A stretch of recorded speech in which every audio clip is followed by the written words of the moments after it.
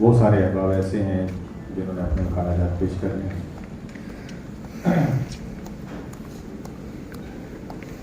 اس وقت ہمارے درمیان حکیم محمد یاسین رحمۃ اللہ علیہ کے صاحبزادے حکیم محمد یونس صاحب موجود ہیں۔ میں ان سے التماس کروں گا کہ وہ اپنے والد صاحب حکیم محمد یاسین کے حوالے سے کہ وہ امراض جگر کے حوالے سے ان کی جو خدمات ہیں، ان کی جو تحقیقات ہیں وہ پیش کریں گے، مختصر پیش کریں گے انشاءاللہ، ٹھیک ہے، تاکہ دوسرے جو ہمارے مقررین جو بیرون کراچی سے تشریف لائے ہوئے ہیں ان کو بھی موقع دیا جا سکے۔ جناب حکیم محمد یونس صاحب۔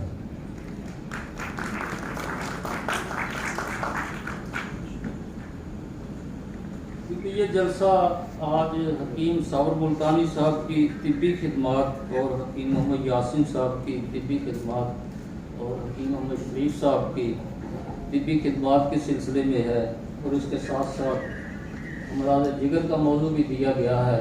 تو میں نے اس سلسلے میں ایک چھوٹی سی یادداشت، چشم دید یادداشت ہے حکیم صاحبان کے متعلق تحریر کی ہے، جو میں آپ کے سامنے پڑھ دیتا ہوں، پیش کر دیتا ہوں۔ قابل قدر مہمانان گرامی و حکماء کرام، السلام علیکم۔ سب سے پہلے میں آپ سب دوستوں کا بے حد مشکور ہوں جنہوں نے مجھے یہاں آنے کی عزت بخشی۔ آج کا یہ سیمینار تاریخ طب کی ان عظیم ہستیوں کی یاد میں منایا جا رہا ہے جنہوں نے امراض کی تشخیص و تجویز کے لیے طبی تاریخ میں انقلاب برپا کر دیا۔ ان عظیم ہستیوں میں سر فہرست نام استاد ثابت ملتانی صاحب رحمۃ اللہ علیہ کا ہے، جو قانون مفردزہ کے موجد بھی ہیں اور آج قانون مفردزہ کے قارئین کے موسن بھی ہے۔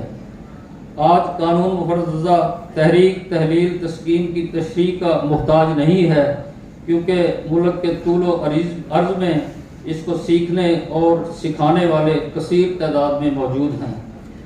ثور ملتانی صاحب نے نہ صرف تجدید طب کا کارنامہ سر انجام دیا، بلکہ فرنگی طب کو غیر علمی اور غلط ثابت کر کے جرمانے کے ساتھ ایک چیلنج بھی پیش کیا، جس کا آج تک کوئی مدلل جواب نہیں مل سکا۔ ثور صاحب نے بے شمار شاگرد پیدا کیے، جن میں 2 شاگرد الرشید حکیم محمد یاسین رحمۃ اللہ علیہ دنیا پوری اور حکیم محمد شریف صاحب دنیا پوری جو میرے تایا ہیں، اور حکیم یاسین صاحب میرے والد ہیں، کو بھی فن طب سے روشناس کروایا۔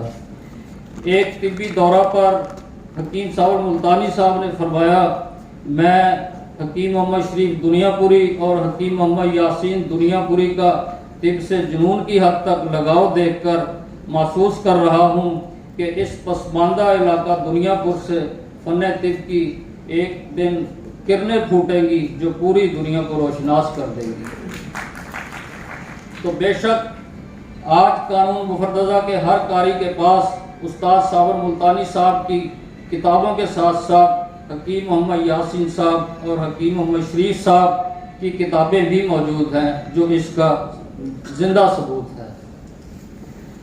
چونکہ موضوع امراض جگر کا دیا گیا ہے، ایک یادداشت جو چشم دید یادداشت ہے اور خدمات بھی اس میں واضح ہو جائے گی، وہ میں پیش کر رہا ہوں۔ واقعہ پیش کر رہا ہوں جو خود حکیم محمد یاسین صاحب سے پیش آیا۔ حکیم محمد یاسین صاحب کو شوگر کا مرض لاحق ہو چکا تھا، جس کے علاج کے لیے خشک گرم اور گرم خشک ادویہ کا استعمال کرتے رہے، جس سے ان کو سانس میں دشواری شروع ہو گئی۔ دوستوں کے کہنے پر طاقت کے لیے گوشت اور چکن کا استعمال معمول بنا لیا، جس سے غدہ جاذبہ اس قدر تیز ہو گئے کہ صفرا کا اخراج بالکل بند ہو گیا اور پھیپھڑوں کی شریانیں سکڑنا شروع ہو گئی۔ ایک دن اچانک دائیں پھیپھڑے میں 30 درد اٹھا اور بخار ہو گیا۔ آرام نہ آنے کی صورت پر بہاولپور ہسپتال داخل کروایا گیا۔ ایکس رے کرنے پر معلوم ہوا کہ پھیپھڑوں میں پانی پڑ گیا ہے۔ سینے پر سوراخ کر کے ڈاکٹروں نے چیسٹ ٹیوب لگا دی۔ آرام نہ آنے پر ملتان نشتر ہسپتال ریفر کر دیا گیا۔ پھر بھی آرام نہ آیا تو لاہور گلاب دیوی ہسپتال ریفر کیا گیا. میں خود ان کو رات 12 بجے جہاز سے لاہور لے کے گیا. وہاں بھی گلاب دیوی ہسپتال میں انڈے اور گوشت مریضوں کے لیے فری ملتا تھا.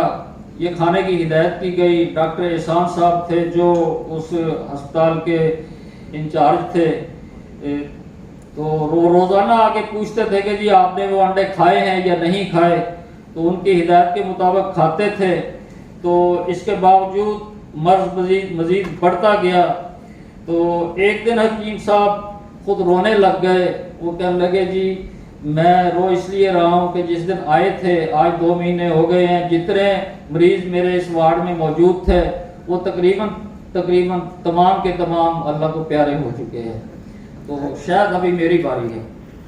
تو اس دوران ایک بزرگ حکیم صاحب عیادت کے لیے آئے. وہ دیکھ کر کہنے لگے کہ جس کو آپ پانی سمجھ رہے ہو یہ دراصل پانی نہیں ہے، یہ صفرا ہے. یہ خشک چیزوں سے خشک نہیں ہوگا، یعنی غدد ناقلہ کے فعل کو تیز کر دیں جس سے صفرا اخراج پا جائے گا.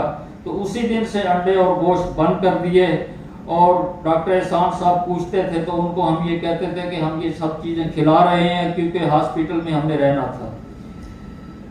اس دن کے بعد مولیوں کا سالن پتوں سمیت، گاجر کا سالن پتوں سمیت ان کو کھلایا گیا. اور ملین نمبر 1 اور غدی اعصابی ملین روزانہ کھلائی گئی. تمام غدی اعصابی اور اعصابی عضلاتی غذائیں کھلائی گئیں، جس سے اللہ کے فضل سے 1 ماہ کے اندر میرا والد مریض شفا یاب ہو گئے. اس کے بعد حکیم صاحب نے امراض جگر پر اپنے اوپر ہونے والے تجربات اور تشخیص و تجویز پر مبنی ایک کتاب بھی لکھی امراض جگر کے نام سے، جو آج بھی مارکیٹ میں دستیاب ہے. ایک اور واقعہ میرے تایا حکیم محمد شریف صاحب سے متعلق ہے، کیونکہ وہ کیمپ لگاتے تھے علاج بالغذا کا ملتان میں، تو میں ان کے ساتھ جایا کرتا تھا. میں کالج بھی پڑھتا تھا ان دنوں. ہر ماہ کی 15 اور 30 تاریخ کو علاج بالغذا کا کیمپ لگایا کرتے تھے. کیمپ میں ایک باغ میں گھاس والے پلاٹ میں زمین پر بیٹھ کر کیمپ لگاتے تھے. مریضوں کا رش تھا. یہ اللہ کا احسان تھا اور یہ قانون مفردہ کی افادیت کا ثبوت ہے کہ اس زمین پر بیٹھے ہوتے تھے تو وہاں ایک میجر عبدالستار اور کرنل الیاس صاحب بھی آ کر زمین پر بیٹھتے تھے. حکیم صاحب نے اپنے تجربے کے مطابق ایک مریض کو 2 منٹ سے زیادہ ٹائم نہیں دیتے تھے، یعنی جلدی اس کی امراض دیکھ کے، نبض دیکھ کے ان کو غذا دے دیتے اور فارغ کر دیتے. ایک دن ایک ڈاکٹر صاحب جو اٹامک انرجی لاہور سے آئے، دور کھڑے ہو کر کافی دیر تک دیکھتے رہے، تماشا سمجھ رہے تھے. کچھ دیر کے بعد بول اٹھے کہ حکیم صاحب آپ کو اتنی جلدی کچھ پتہ بھی چلتا ہے یا ویسے ہی آپ نپٹائے جا رہے ہیں؟ تو حکیم صاحب نے کہا اس کا جواب آپ ان مریضوں سے پوچھیں جو یہ بار بار یہاں آ رہے ہیں.